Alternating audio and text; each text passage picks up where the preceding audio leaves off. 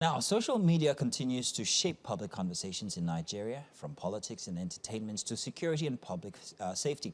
But in recent times, the spread of misinformation online, harassment, digital fraud, and viral panic messages has raised growing concerns. Nigeria has witnessed several social media controversies in recent years, from misinformation during elections to viral kidnapping, rape rumors, fake investment schemes, deep fake content, and also online bullying that has sometimes had serious real-life consequences. Now, these developments have triggered renewed calls for a stronger regulation of social media platforms, with some arguing that strict rules are needed to protect citizens and maintain public order.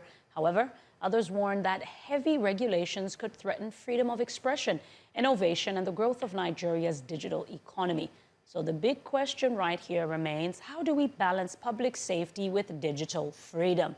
Joining us to break all of this down, we are joined by Kabir Adeyemo, an intellectual property and entertainment lawyer, and Ridwan Oyenuga, founder and CEO of A Sereni Mind. Welcome, gentlemen. Welcome, Kabir. Welcome, Ridwan. Kabir, let me start with you, Kabir. There are increasing calls for stronger regulations of social media in Nigeria. So from a legal perspective, what is driving these conversations right now? Okay, so as much as we are continuing to see online that there are some certain things that are being perpetrated by some certain persons, or let me say by users of social media, there are existing laws like the Cybercrime Act, which already speaks to the cyberbullying, cyber stalking, and already criminalizes those two and every other false information that is being driven by some users of social media. We also have the Nigerian Data Protection Act, which already states that you as the data collector, you cannot use the data of Nigerians anyhow you want. So it is regularized also. But at the same time, there are some gaps in some of our laws, especially with respect to how the social media is used nowadays. A recent occurrence is one where people start drinking hypo under the guise of, oh, they are creating content. I mean, these are harmful contents which are supposed to be regulated, but there is no structured law or enacted law to monitor individual posts, right? And it seems as though these occurrences are going to keep happening, especially because people or the perpetrators, the users, are getting away with it easily. Now, Ridwan, I'll come to you here in the studio. Your work does focus on technology and mental well-being. Now, from your experience, how is social media affecting, first of all, the psychological well-being of young Nigerians today? All right. Talking from the mental health perspective, definitely social media affects the mental health of young people. We look at cyberbullying, we look at online abuse. So these are things that affect seriously young people, looking at people having anxiety, depression, and some, in the worst case, leading to self-harm also. So there needs to be regulations protecting the freedom of speech of these people and also protecting and preventing online abuse and things like this, yeah. Now, going back to what Kabir just said, I mean, who am I harming if I decide to record myself drinking hypo? You're not just harming yourself, you're harming the people watching you. There are young people watching these things, so people might just try to experiment things like this. We see videos abroad where children try to experiment what they see on the television. So we don't know who is watching, so a young person could be watching and decide to just try to drink hypo, for example, and definitely this is leading to death, straight up suicide. So these are things we should be harmful, so we should watch what we put out there online and ensure that we are putting the right content before the social media. Ridwan, I wanted to know how far regulation can go when it comes to a platform that is majorly unregulated and very difficult to also police, especially in a country like Nigeria, where social media is a very big tool for more than just entertainment. It's also a very political tool. So how can there be regulation that does not undermine the rights of people who are on these platforms? Okay, so the government has tried in the past to ensure that these social media platforms have offices here in Nigeria, because you as a social media organization or platform, you are supposed to, they don't have a particular platform or a particular physical office here in Nigeria, which makes it very hard for the government to be able to regulate what kind of content they allow on their platform. But at the same time, the government has tried in the past to ensure that, and to also ensure that they regulate the kind of content that they allow, because the social media platforms, they have their respective policies. In other countries, aside Nigeria, there has been this kind of policies have been implemented, right? Just like what Ridwan mentioned, there are young persons online, so it's best for there to be a sanction or a limitation to the kind of people that are online. So we've seen from Australia, where they already enacted a particular law that if you're under 16 years old, you do not have anything to do with social media. So I mean, the general minimum age that is accepted, even here in Nigeria, is 13. So if you're 13 and above, you can use social media. But I think Australia is the leading country with respect to this particular type of law now. So it is very hard for the government, of course, but there are measures that can be implemented, just like we've seen before. I think in 2021, when the government restricted the use of Twitter, now X, right? So it is very possible for the government to sanction and ban any platform from operating in Nigeria. However, this might amount to some sort of let's say, undermining the freedom that every Nigerian has to be able to associate, to be able to express themselves, freedom of speech and all. So there are so many nuances to this particular issue. There are the downside and there are the upsides to the enactment of the social media. I mean, in the past, the government has tried to enact a particular law, which is known as the Anti-Social Media Bill, right? The only problem with that particular law was that the pushback from Nigerians, because it was believed that it's going to probably override their freedom of expression. Well, Ridwan, let's take a look at it from the name alone. It sounded very adverse, anti-social media. It didn't even leave any room for middle ground. And I mean, with regards to that, Kabir, I'm happy that you mentioned Australia, because that was what I was going to get to. In terms of petitions and laws that have been put forward, have any of them somewhat been successful with the Nigerian law? Because in reality, freedom of speech is a right, but when you're looking at a minor should not even at this particular point in time have the right to debate that. So have there been any laws that don't necessarily infringe on freedom of speech but limit the access that our young children have to social media and the internet? Okay, so I think the closest law to that would be the Child Rights Act, which states that, largely most of the provisions of the Child Rights Act is subject to parental control and their legal guardian. So every freedom of, any child has freedom of expression.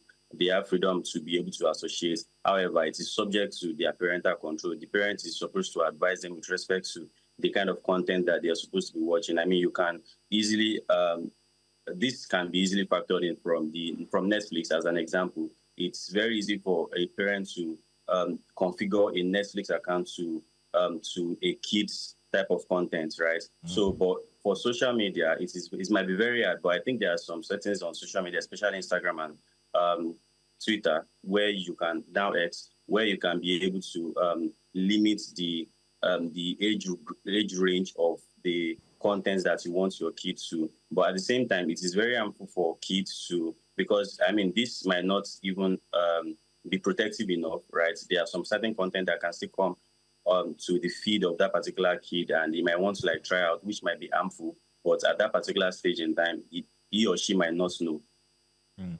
Well, Kabir, before we start talking about cyberbullying and what do you call it, maybe using social media for deceit and all, let's talk about responsibility. And I want everyone to please help us out with this. Now, if we're waiting for policy to come in place so that we can regulate social media, so what responsibility behooves the operators themselves, like Meta, Twitter?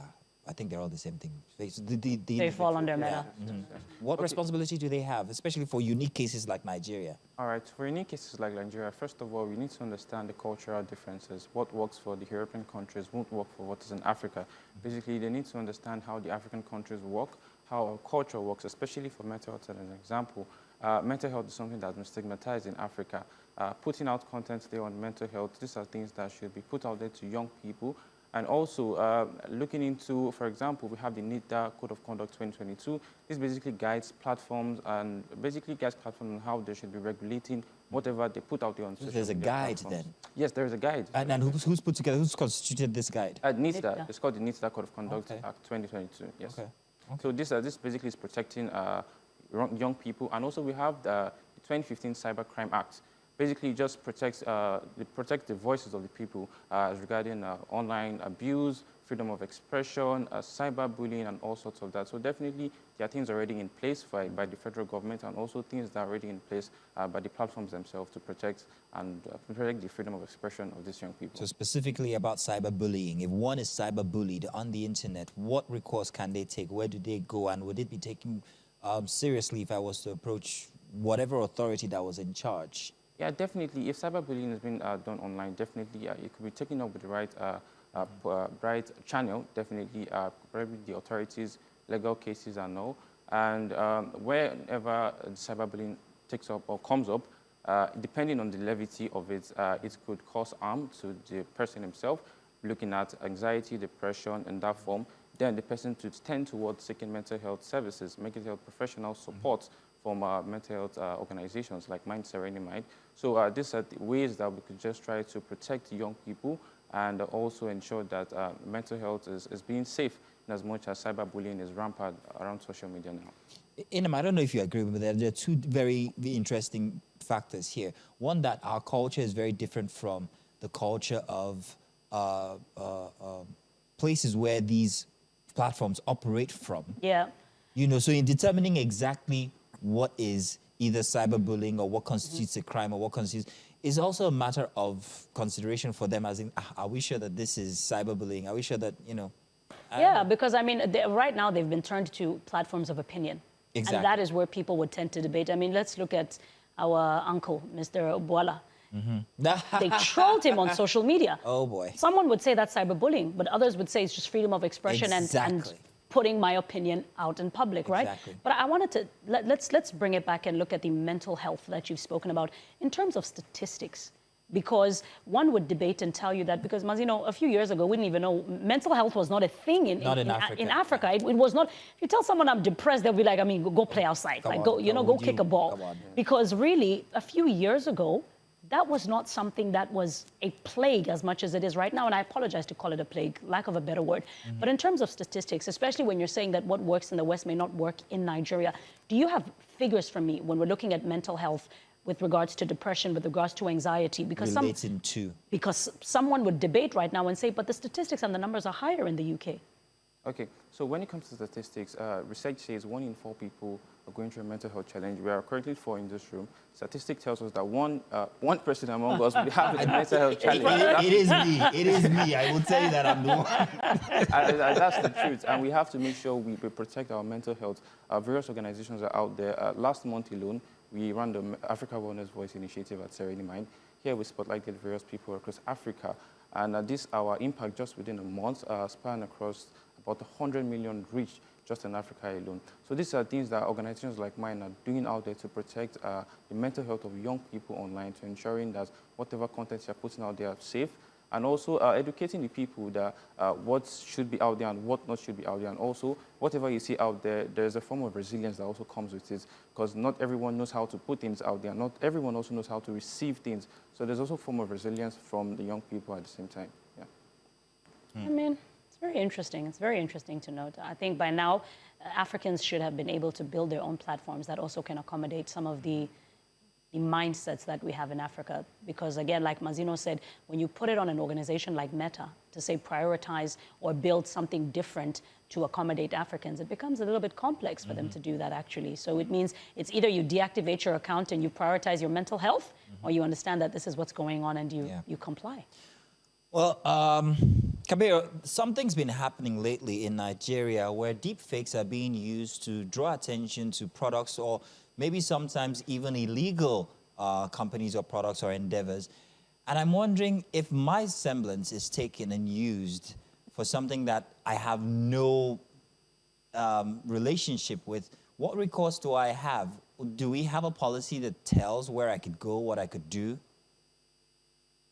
Okay, I mean, so this is one of the reasons why people have been clamoring for there to be a particular regulation with respect to the uses of social media, especially now that artificial intelligence is taking over, right? So some certain persons are able to like clone your image, your voice, to be able to use or exploit for their own benefits. So you as the victim in this particular instance, if you're able to trace the person that the perpetrator, the person that's cloned your image, your likeness, and or you can submit a petition to the right authority to be able to prosecute that particular person, because it is unlawful for your image or your likeness to be used without your authorization, right? Especially like in any instance, whether commercial or non-commercial purpose, right?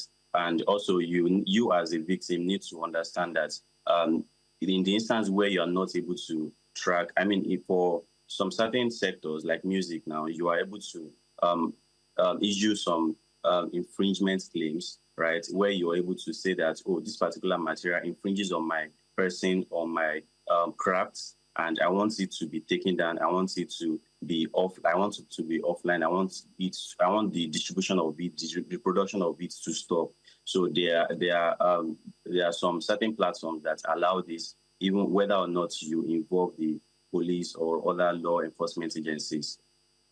And some of these crimes are perpetrated by people who are not even in Nigeria. Does our system have a relationship with other systems outside of Nigeria where these allegations, or rather these reports, can be investigated and followed through the entire chain from here to there?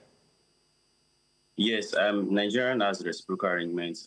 Nigeria is part of some certain organizations where you, as a member state, you are able to reciprocate some certain benefits, right? So when it comes to criminalizing some certain acts, Nigeria is also able to reach out to that particular country in question to provide the person or to assist in the investigation of such acts.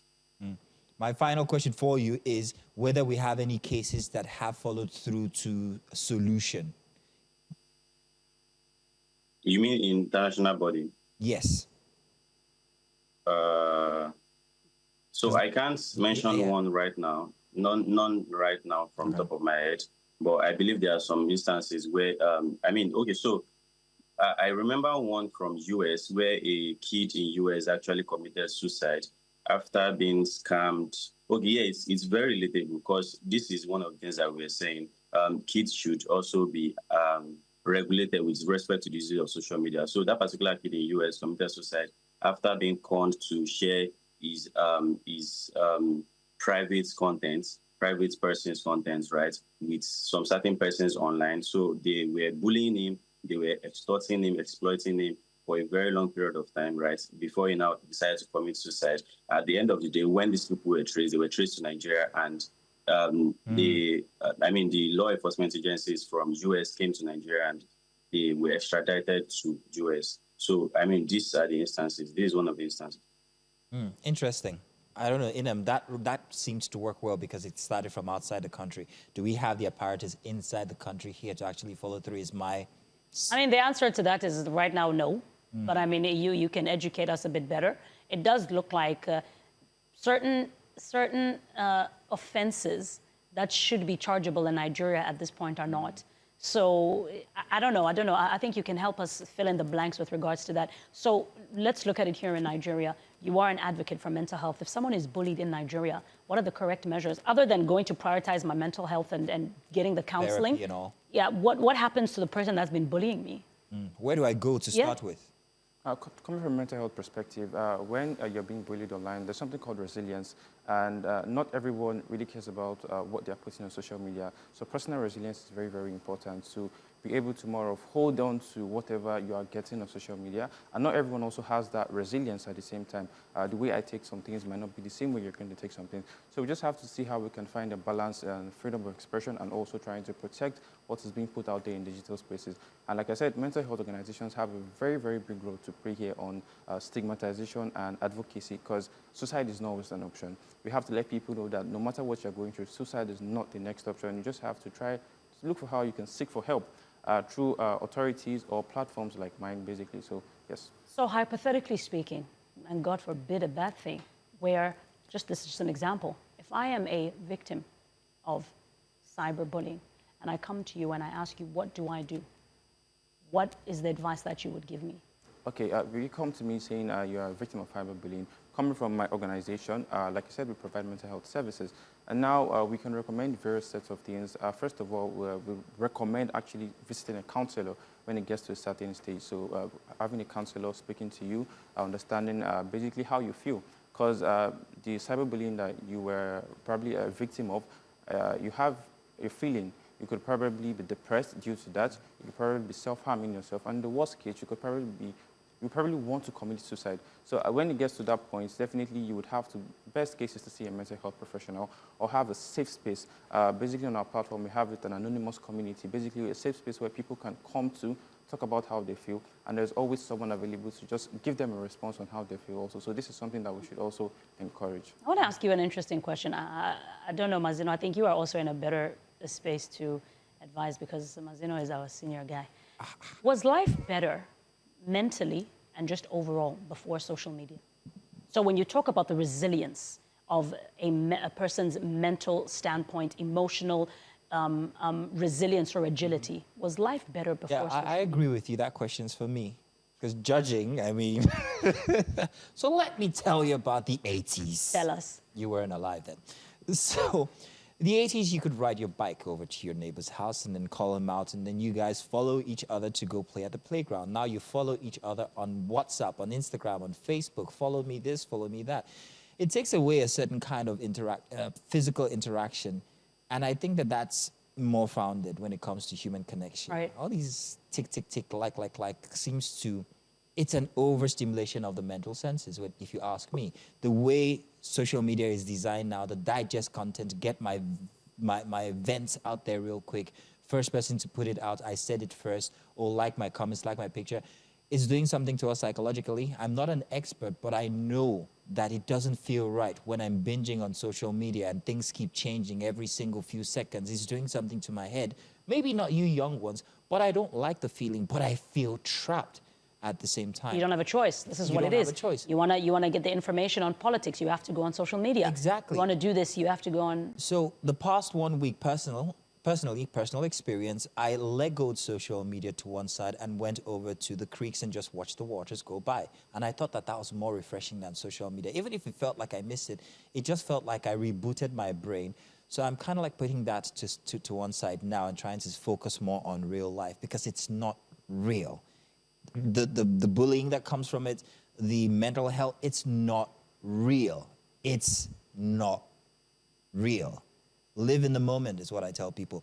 But Kabira, let's come to you and let's talk about responsibility. What should anyone who's watching know about social media from the legal standpoint if I'm going to be putting anything up that won't make me, get into trouble? What should people know before they press post?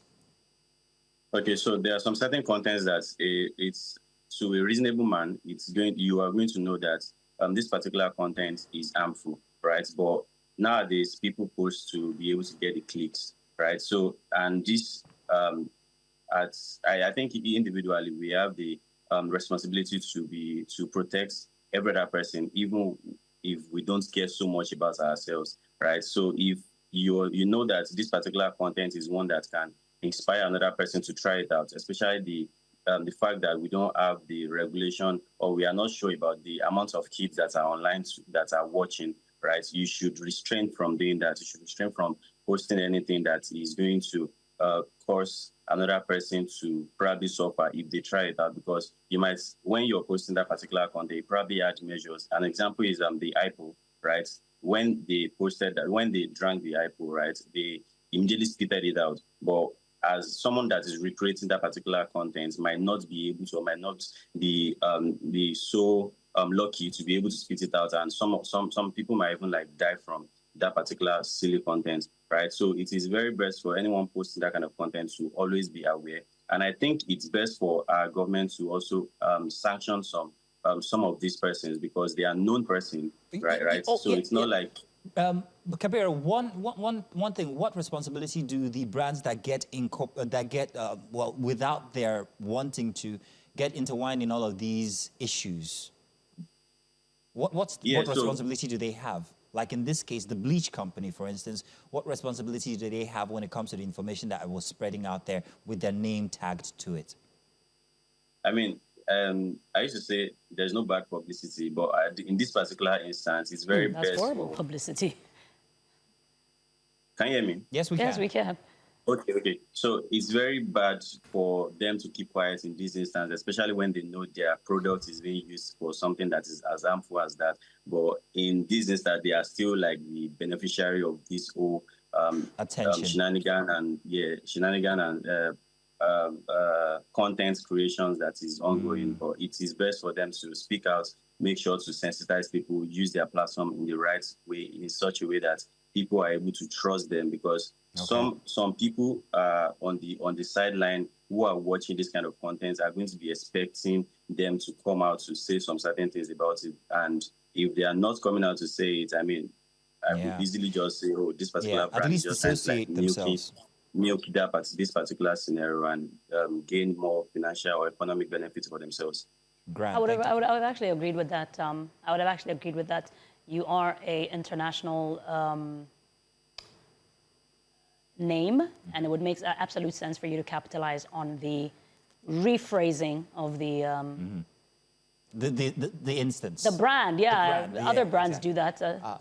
Real quick, just in 30 seconds, what should one know mentally, from a mental standpoint, before they press post? Okay, before you press post, you have to understand certain things. First of all, whatever I'm putting out there is harmful content.